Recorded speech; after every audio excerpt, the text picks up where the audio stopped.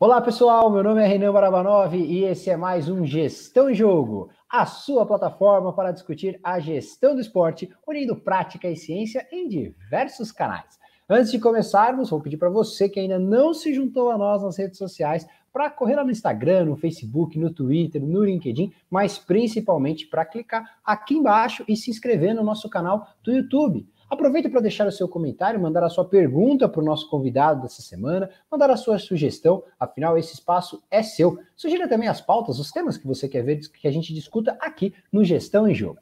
E hoje nós vamos falar de um tema crucial, um tema muito importante que acaba confundindo a cabeça de muita gente que está dentro ou ligado direto ou indiretamente ao mundo dos esportes, a lei de incentivo ao esporte. E para falar sobre o tema, nós convidamos aquele que é um dos grandes especialistas na área, o professor, o empresário Luiz Vanucci, do Instituto Rugby para Todos. Tudo bem, Luiz? Tudo bem, Renan? Obrigado pelo convite e espero aí poder contribuir um pouquinho com esse trabalho de vocês aí. Maravilha, certamente vai contribuir muito. E para começar, acho que a gente pode ir direto ao ponto, né, Luiz?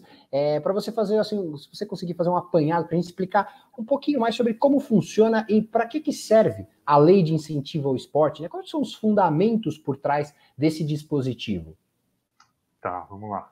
Bom, a lei de incentivo ela surgiu no final do ano de 2006, né, e começou a vigorar em 2007.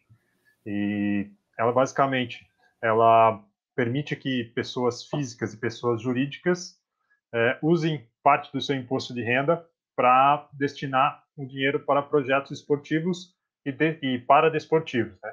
É, então, a pessoa jurídica, ela pode destinar até 1% do percentual da declaração do imposto de renda, porém tem um detalhe que as empresas precisam ter tributação em lucro real, né? Existe uma questão aí, uma discussão de incluir mais empresas tributadas, por exemplo, no lucro presumido, mas isso já é uma discussão maior para tentar também aumentar o número de patrocinadores, enfim. E para a pessoa física, até 6% do imposto de renda. Lembrando também, é importante destacar que não existe a competição entre por exemplo, se uma empresa ela destina uma parte do seu imposto já para outra lei de incentivo, a lei Rouanet, por exemplo, ela também pode destinar para a lei de incentivo ao esporte, não é acumulativo. Né? Muitas empresas, às vezes, uma organização ou um profissional vai procurar uma empresa para prospectar um patrocínio e o gestor da empresa alega que não, a gente já apoia uma lei, a lei do idoso, a lei da lei Rouanet, mas o argumento pode ser esse, que não existe essa competição entre leis. Já a pessoa física, sim, é um acúmulo de até 6%. Então, se ela apoia uma outra lei, ela vai aí dentro desses 6% poder apoiar também a lei de incentivo ao esporte. Essa seria a função aí, né, da lei.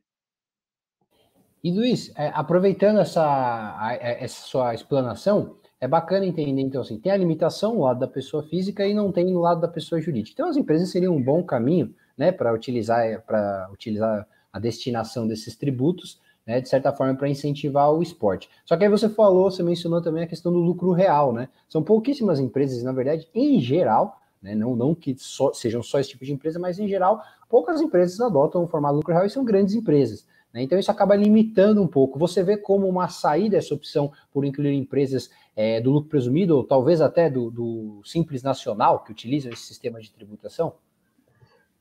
Seria uma saída rápida, vamos dizer assim, né, e interessante para ter mais incentivo ao esporte. Porém, e eu não sou especialista, você como da área de contabilidade pode dizer com mais argumentos do que eu, né? Mas existe uma questão aí toda tributária que precisa ser analisada, enfim, mas com certeza eu vejo como uma saída para que tenha mais empresas e seja ela tributada em presumido ou até simples, apoiando, né?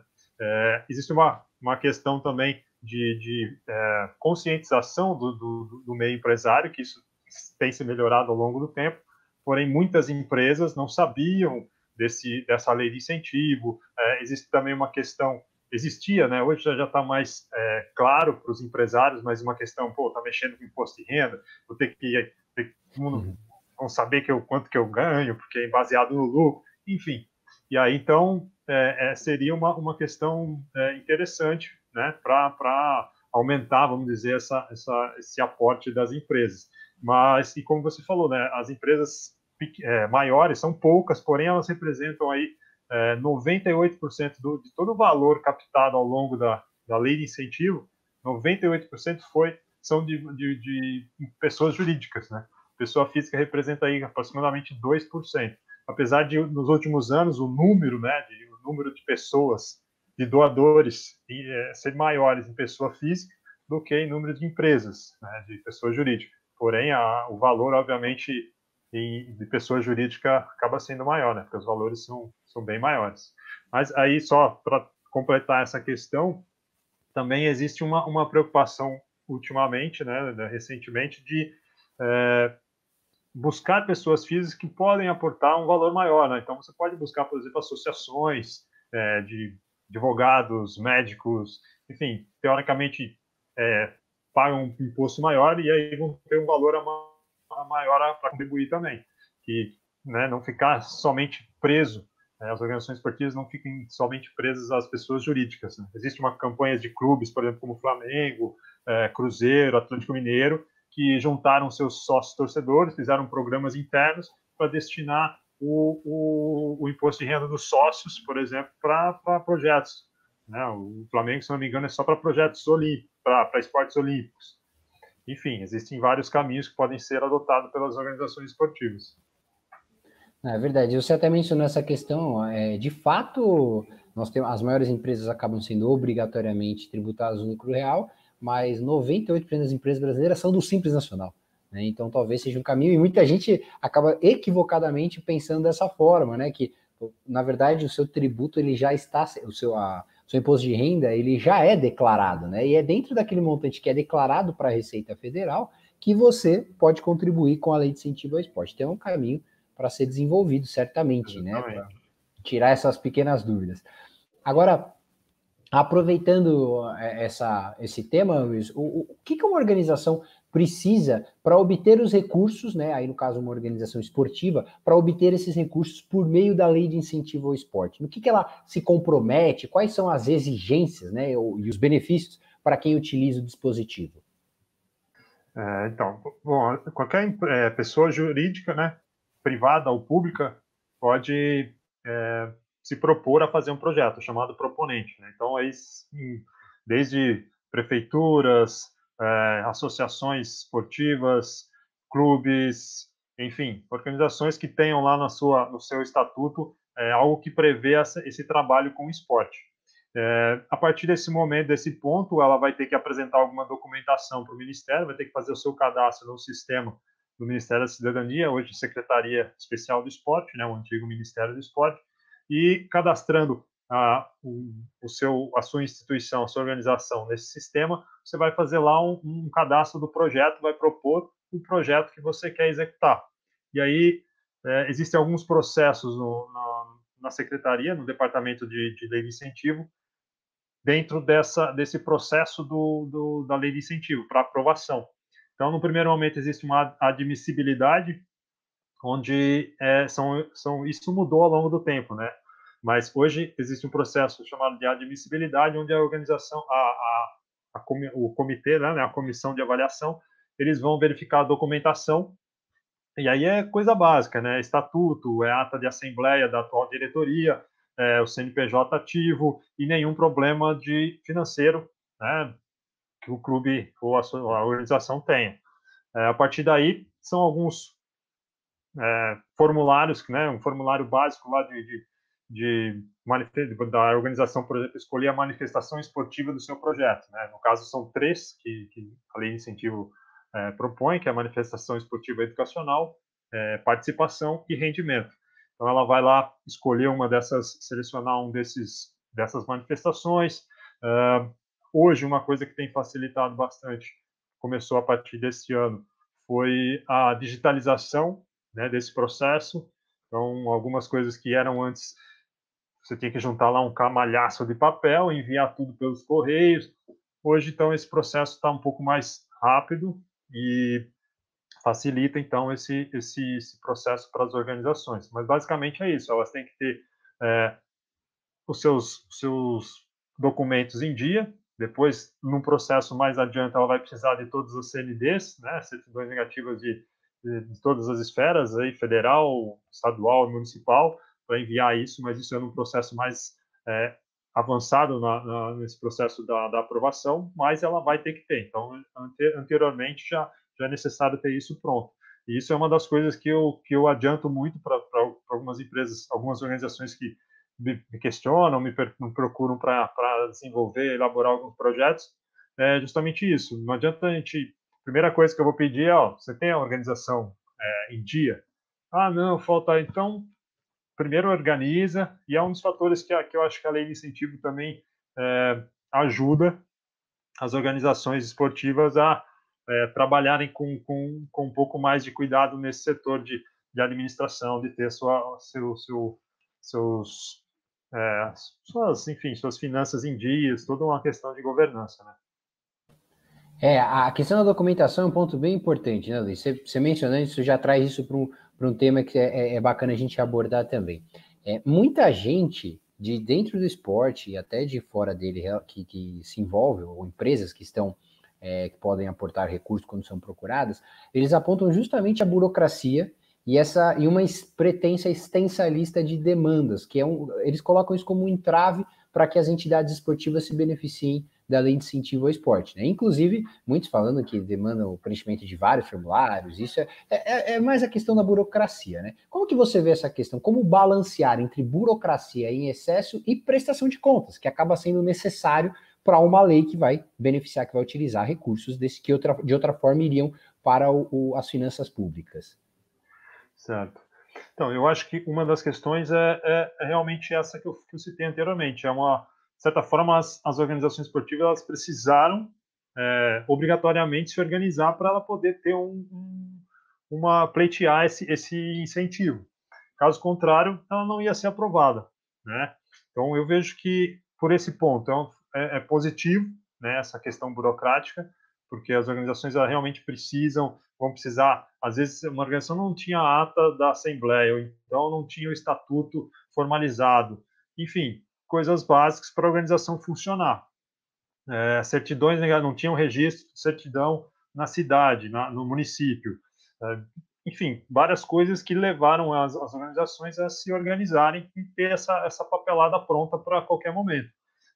Em relação ao Ministério, a secretaria, né, atual, houve uma mudança também na questão da criação de uma certificação. Anteriormente, toda vez que você enviasse um projeto, os documentos se repetiam para cada projeto. Então, eu tinha que mandar um estatuto para um projeto, um estatuto para outro projeto, enfim. Cada projeto tinha que ter a sua papelada. E agora, recentemente, eu acho que a questão de 1 ano e meio, 2 talvez, criou-se uma certificação. Então, a organização ela tem esse certificado que vale por um período aproximadamente, acho que, se eu não me engano, são 12 meses, e aí se renova. E cada projeto que você envia, eles verificam lá, tem o certificado? Tem. Então esse projeto dá continuidade, porque ele já tem todos os documentos ali já cadastrados, certificados, e isso dá celeridade no processo, né? E tem outro lado também, que é a questão das empresas. Como é que uma empresa ela vai aportar dinheiro numa organização que não tem nada, não é legalizada? Legalizada ela vai ter que ser porque ela passou no processo. Mas quanto mais ela tiver um processo de gestão, de governança, enfim, a empresa que gostaria de apoiar tem mais credibilidade para isso, né? Então, isso também acaba dando uma melhor visibilidade para o patrocinador apoiar o projeto desse proponente. Com certeza, isso é fato, né? Acaba sendo de uma certa forma uma prestação de contas e também uma oportunidade tanto para a empresa aprimorar seus mecanismos quanto para a organização esportiva, quanto para a empresa ter segurança naquilo que está sendo aportado, né? Exatamente. E Luiz, hoje, na sua visão, assim, dá para dizer que a lei ela cumpre a finalidade para a qual ela foi criada? É possível apontar dessa forma? Então, a gente pode pensar da seguinte forma: se a gente pensar o lado constitucional, por exemplo, né? Isso foi uma das questões que eu levantei na minha dissertação. do mestrado. A gente tem que, constitucionalmente, o dinheiro público ele deve ser prioritariamente investido em projetos educacionais. E se a gente for olhar os dados da lei de incentivo ao longo da história, a gente vê que, prioritariamente, o dinheiro é investido em esporte de rendimento. Então, existe uma certa contradição na própria lei em relação à Constituição. Esse relatório do último ano, corresponde ao ano de 2019, foi um ano que o esporte educacional atingiu seu maior percentual em termos de captação, que, se eu não me engano, são 45 a 46%. Minto, são 29%. Os outros anos era sempre dividido ali participação e educação entre 20 alguma coisa, e o restante todo para rendimento.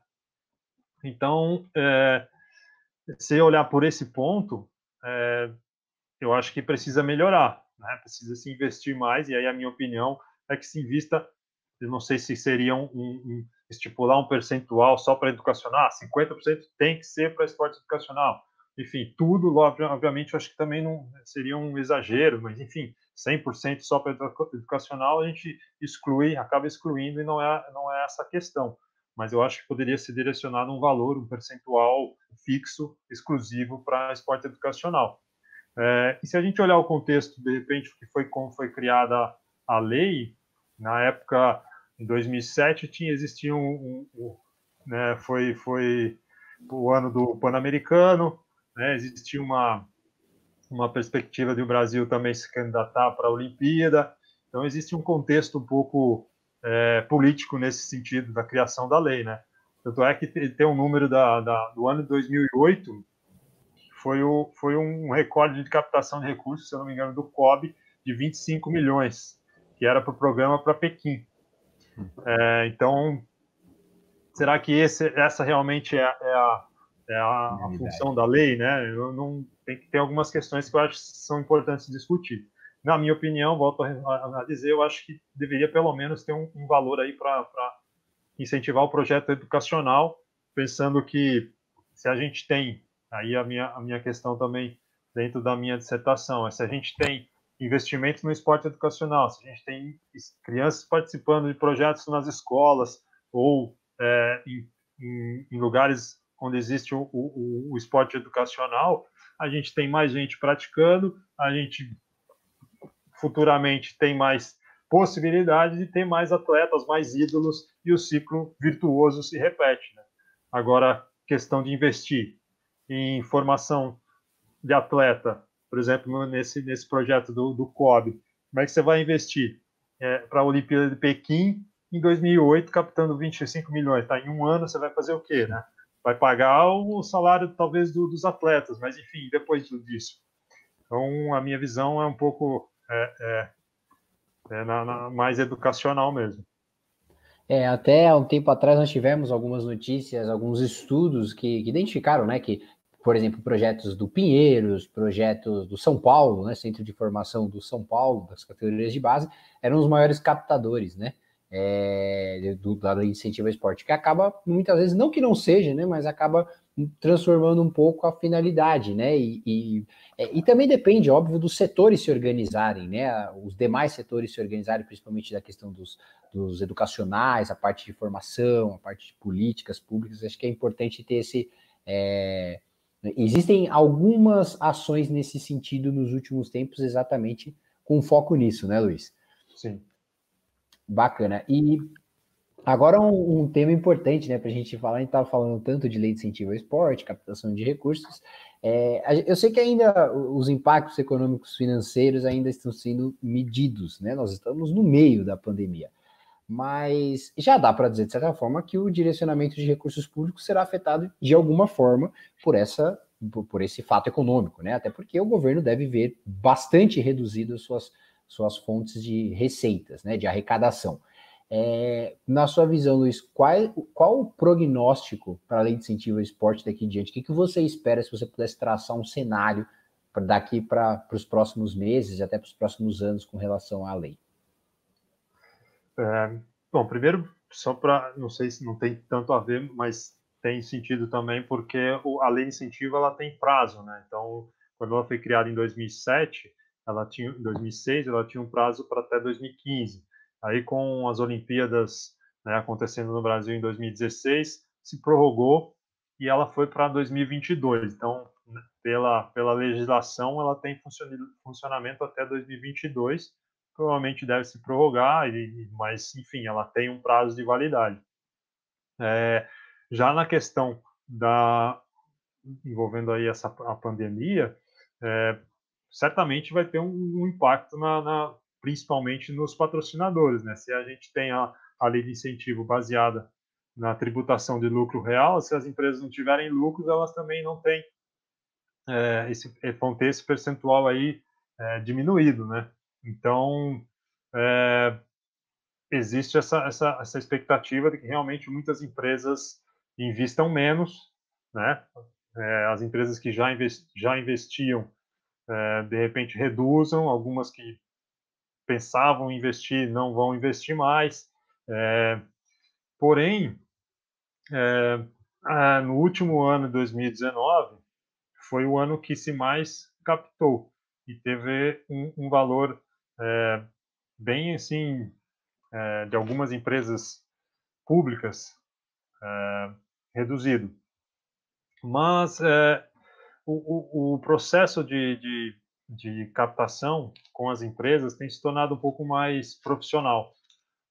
Então, existem muitas empresas que agora têm editais, o que se era antigamente muito boca a boca, né? O cara da organização esportiva conhecia o presidente da grande empresa, ou um gestor, ou um gerente, enfim, o diretor, ou então por afinidade de um diretor que praticou determinada modalidade, ele quer apoiar aquele esporte.